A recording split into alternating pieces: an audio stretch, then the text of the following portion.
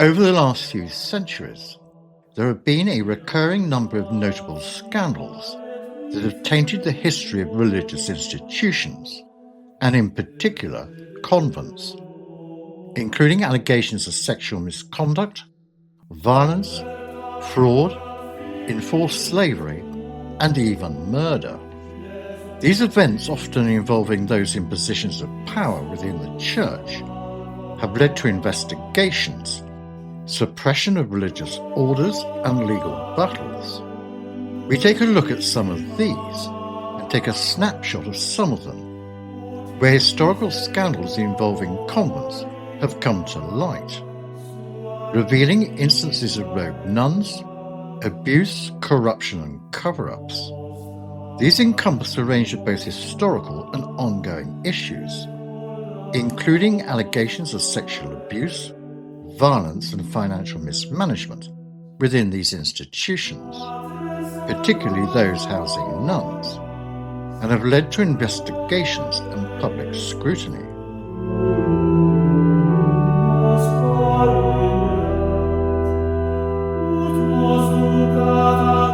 The Benedictine Priory at Littlemore was founded in the 12th century and was funded by wealthy families in Oxfordshire. Over the years, its fortunes waxed and waned. The priory, like other small and obscure establishments on a limited income, struggled to survive. The slide into poverty was probably the reason behind the nunnery's dissolute and wayward behaviour. By the late Middle Ages, it was recorded that the 7 nuns of Littlemore were not living according to their vows. In 1445, the priory was visited by representatives of William Olnick, Bishop of Lincoln. Following their inspection, they reported the nuns failed to fast and ate meat every day.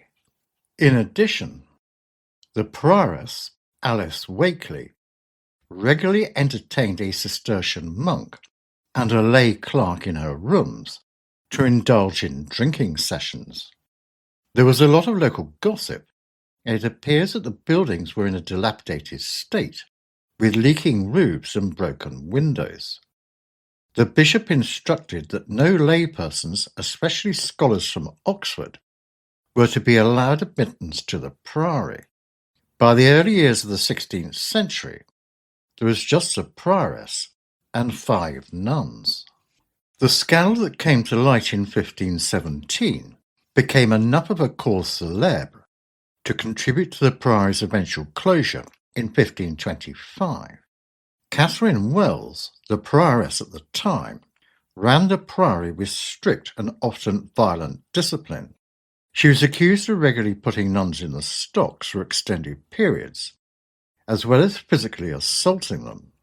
She also had a baby by the priory's chaplain and had pawned the priory's silverware to pay for the child's upbringing. She entertained men in her parlour, even after the bishop had been made aware of the accusations, which also involved heavy drinking sessions. At least one other nun also had a child during this time. On one occasion, a number of the nuns broke out of the priory through a window and escaped into surrounding villages for some weeks. William Atwater, the Bishop of Lincoln, launched an investigation into the rumours of the nuns' irregular lifestyle. On the 17th of June 1517, Littlemore Priory was visited by Edmund Horde, a deputy of Bishop Atwater, accompanied by the Episcopal Chancellor Richard Roston.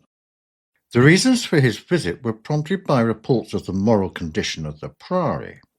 Horde's subsequent report, which were presented as findings of fact and were effectively accusations. He suggested the nuns had lied to him on their prioress's orders from the moment he arrived.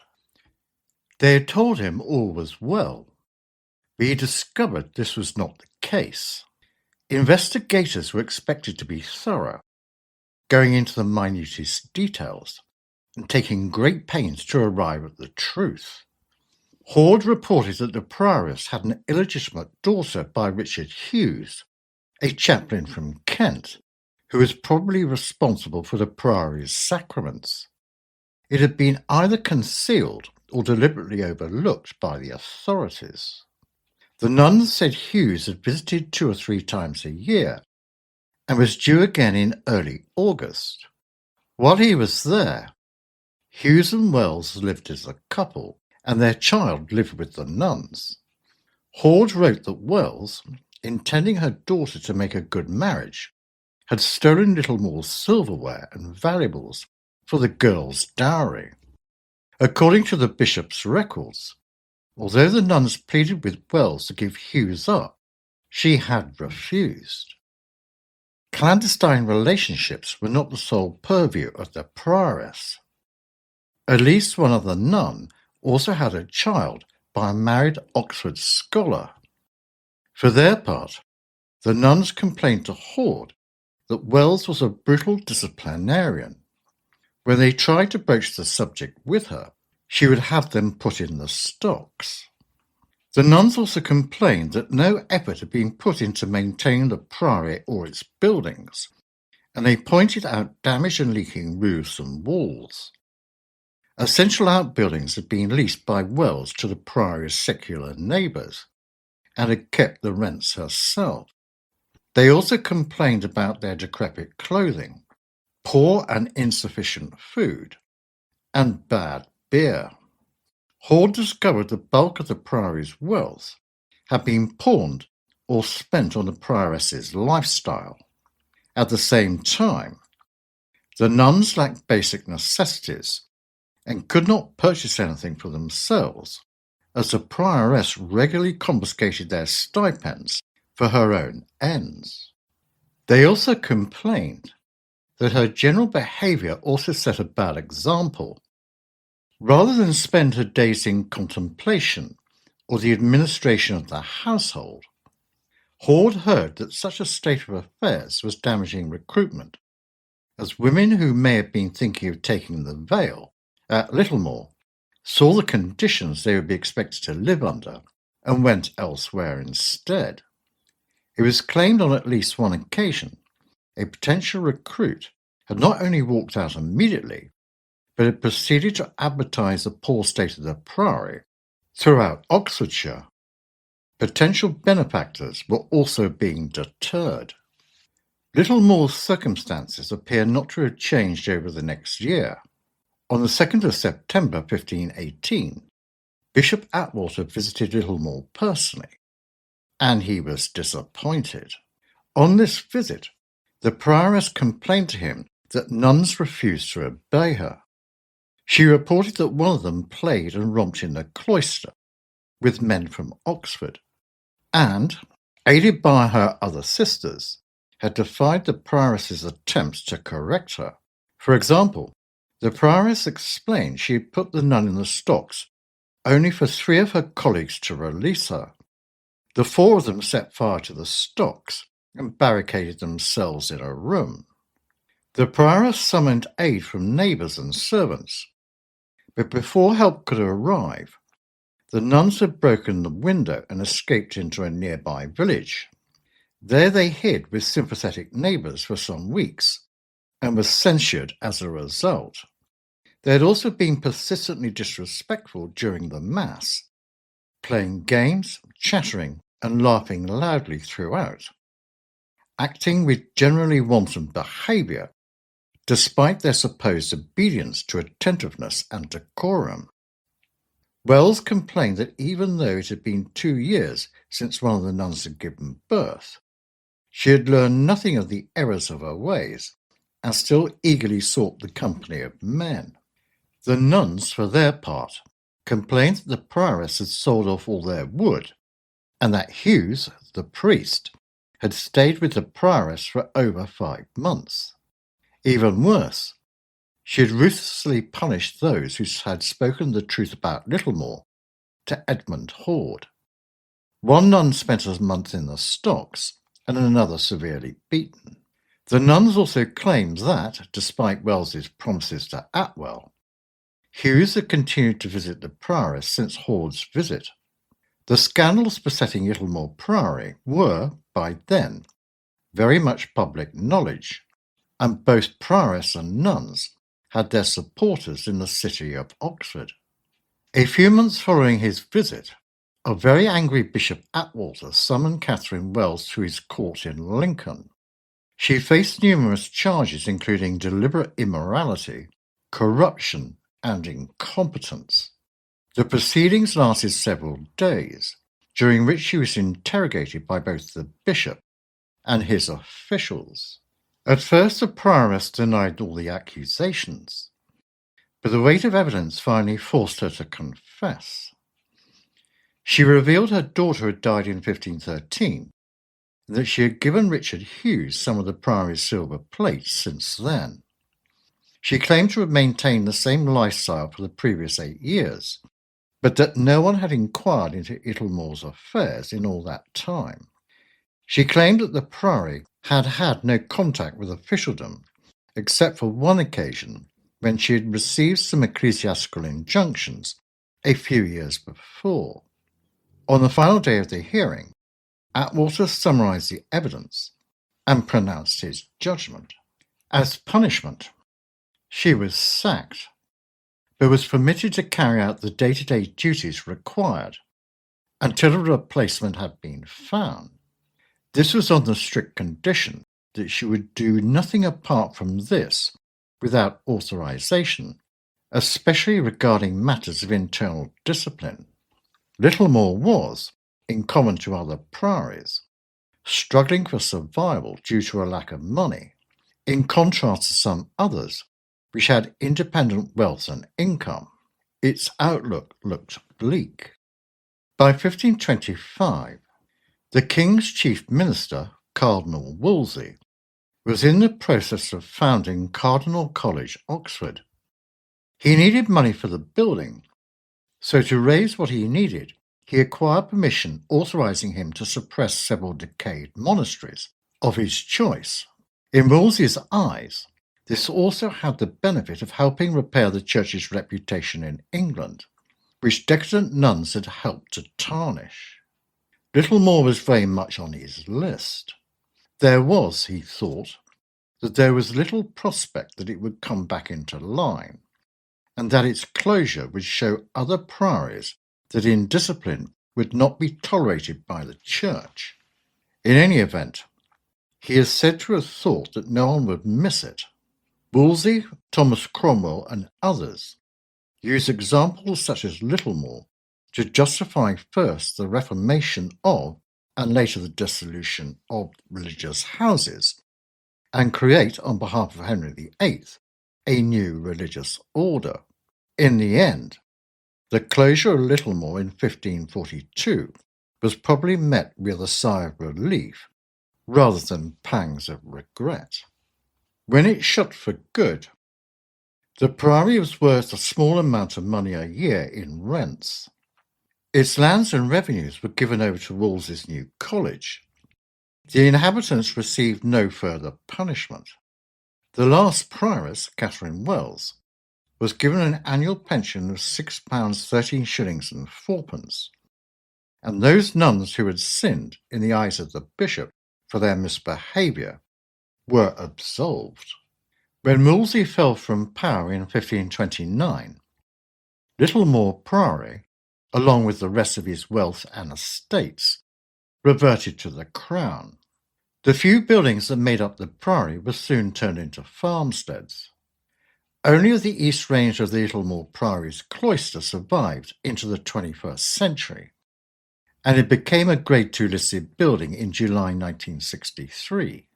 It was converted into a pub in the late 20th century, although it closed in June 2013. The pub's closure presented the opportunity for an archaeological survey of the site. A number of very unusual burials were discovered within the priory's precincts. 92 bodies were found during excavations. 75 were adults, 3 adolescents and 13 children, of which 35 were females and 28 were male, with the others unidentifiable. The majority of the females were over 45 years old. It is more than likely that the burials included nuns, lay sisters, servants, patrons, children attending school at the nunnery, and relatives. The burials included that of a woman, probably a prioress, interred in a limestone coffin. A stillborn baby was buried with her. There was also a man who had died from trauma to the back of the head, 2 children aged 6 and 10, probably female, and an individual who had probably suffered from leprosy when he was alive. 2 other high-status males were discovered buried, possibly beneficiaries of the priory, clergy or close relation to the prioress.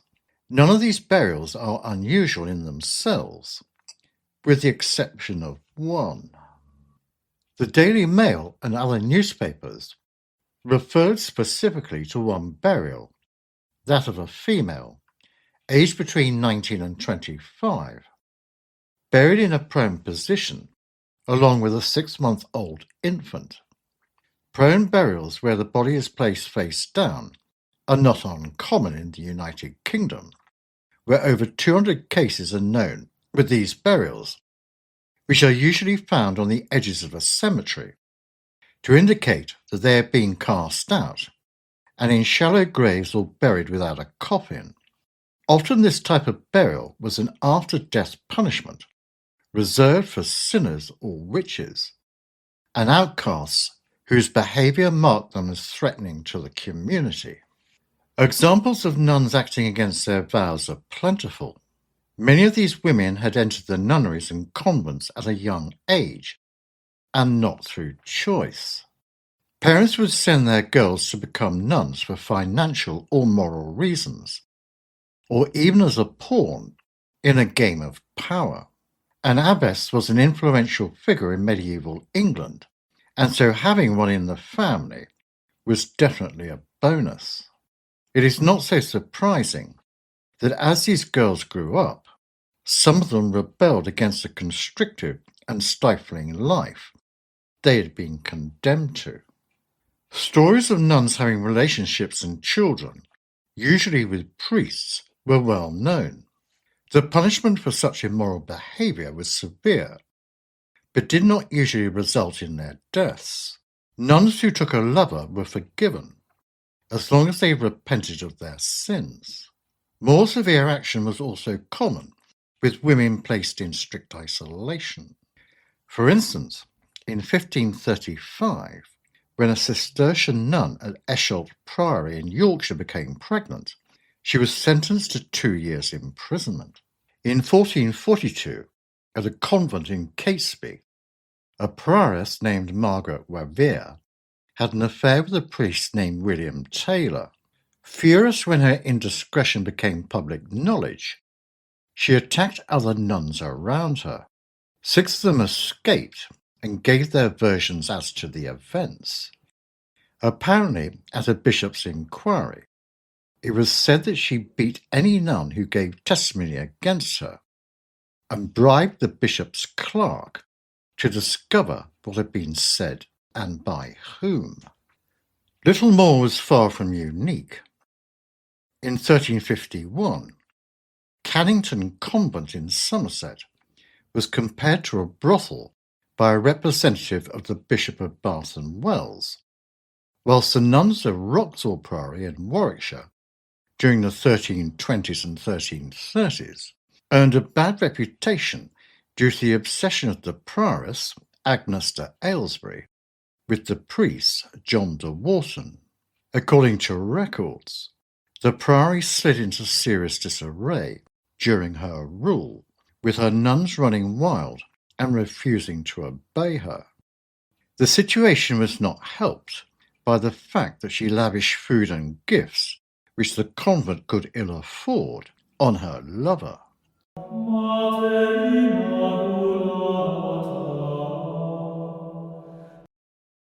In 1869, there was a significant event in an anti-Catholic Victorian society that ended in the courts and involved a nun named Susan Saurin, who was mistreated by her convent and faced a lack of justice from the church.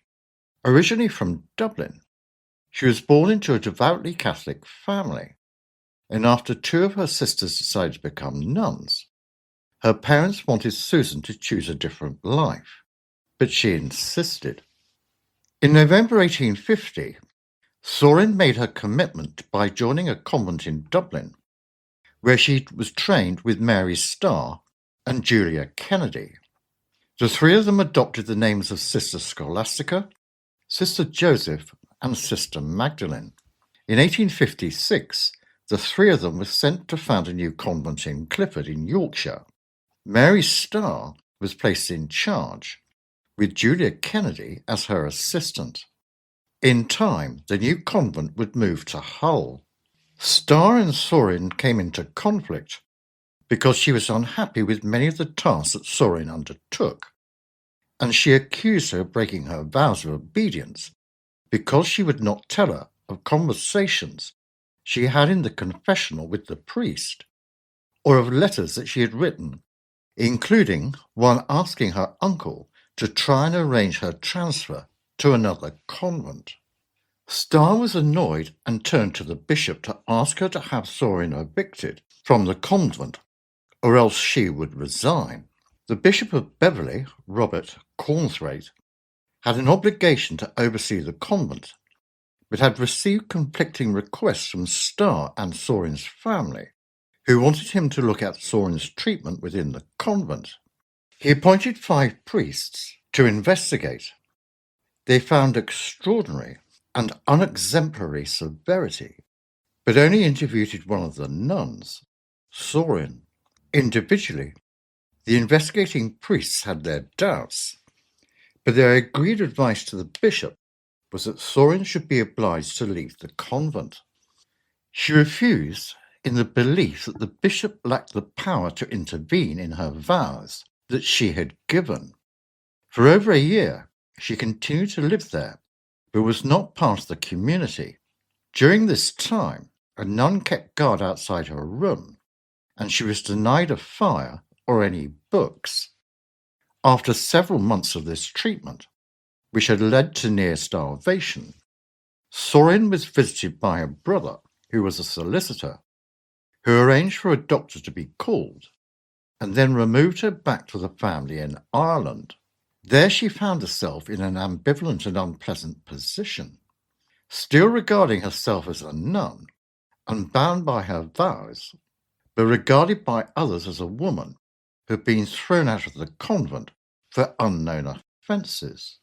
Eventually, she sued Starr and Kennedy, in part to clear her name. Having finally left without ceremony or discussion, she was aware that nuns who leave convents can find that they lose all of their social standing. The matter ended up in an acrimonious civil trial on the 3rd of February 1869 at Westminster Hall in London. Saurin was claiming £5,000 in damages and accused Starr and Kennedy of lying to the bishop, assault and imprisonment, and the court heard of the bishop's inquiry, which was held to be a parody of justice. Saurin claimed to have been subjected to numerous petty and vindictive actions by Starr and Kennedy. She was not allowed to write to her family and was accused of disobedience for writing to her uncle, who was a priest. She was not provided with letters sent by her family, or she was only allowed to have them for a short period before they were torn up. When her father was extremely ill, she was forbidden to go to Dublin to see him, and was not told when one of her brothers had died. She endured humiliating physical work, not allocated to others in the convent. She alleged she was routinely given mutton to eat, even though she specifically detested it, and was given it when others had different meat. The allegations were what today would be regarded as a course of organised harassment, although harassment as such was not recognised by the law at that time. 13 days later, the jury gave its decision in the now scandalous case of Saurin v. Starr. which was at the time front page news in Britain and Ireland, which even led to questions in Parliament, causing acute embarrassment to the Catholic Church. The jury found for Saurin on the counts of libel and conspiracy and awarded her £500. The case itself was widely reported. Books were published about the Great Convent scandal, and an editorial in the Times talked of the spiritual tyranny and the moral degradation which might be concealed in convent institutions under the most harmless of exteriors. The bishop was reprimanded for not fixing the miserable squirrels of a convent, and Starr was found to have misused Saurin's vow of obedience to inflict cruelty on her. The Daily Telegraph made a special publication on the inner life of the whole nunnery exposed to cover the trial.